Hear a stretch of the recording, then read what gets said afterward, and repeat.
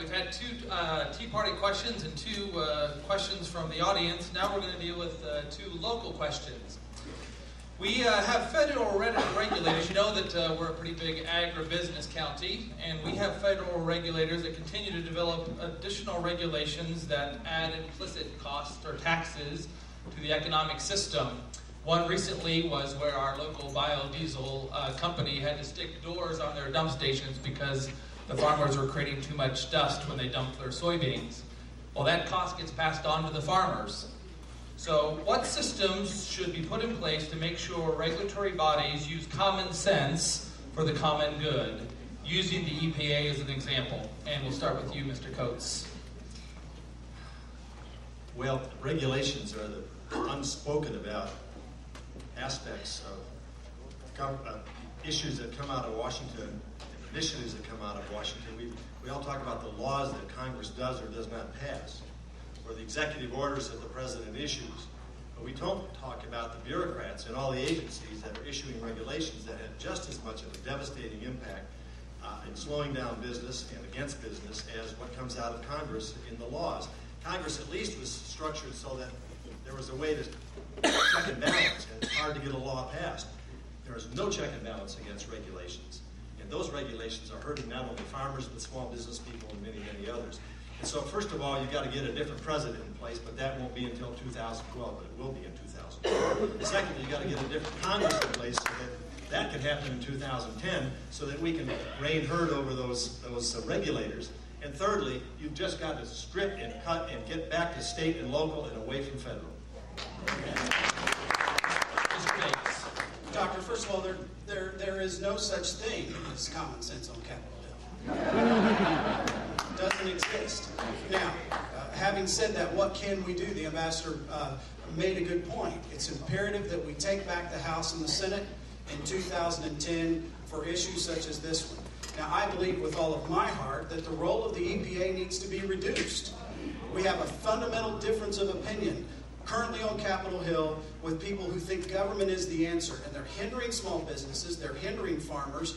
If cap and trade passes, it will be a detriment to many, many businesses, and our utility costs will skyrocket. So let's start by reducing the role of the EPA. Let's give more power to states and local communities to deal with these environmental issues.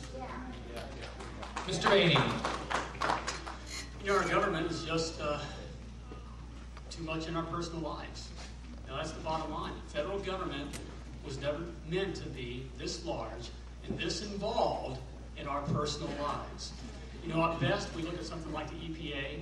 You know, I believe that at best it should be used for some kind of safety oversight, not regulations, or regulating our communities. You know, our founders were intelligent people.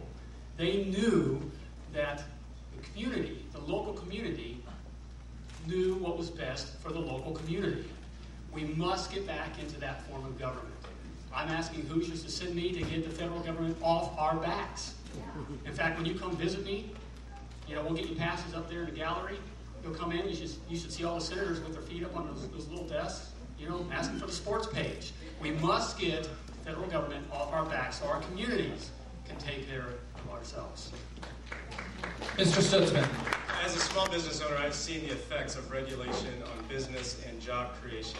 Regulation is the hidden tax that you and I all pay because it costs money to implement those regulations.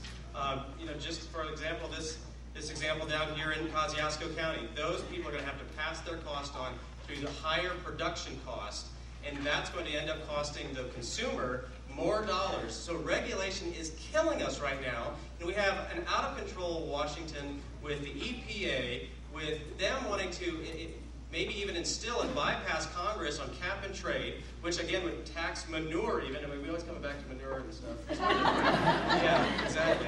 And they want to tax emissions. I mean, this is what's killing us. China and other countries around the world who are they don't have the regulation that we have, and they're growing faster. And that's why our jobs are going overseas, because our federal government is tying our hands, and those who want to start and create jobs cannot.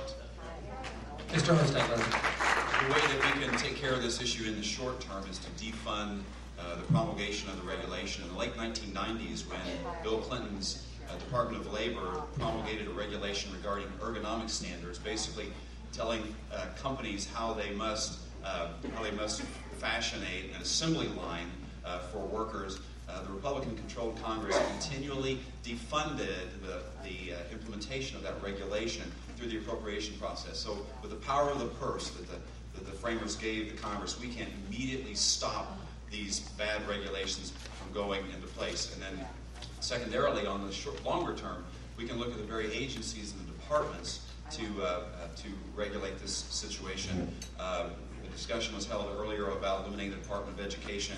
Co-sponsored that bill, already voted for that. Didn't go very far after we did that. But after we cut the funding off for these very bad regulations that kill jobs in America, we need to look at eliminating the programs as well as the departments that promulgate them. Thank you. Anyone like to provide additional information on this question?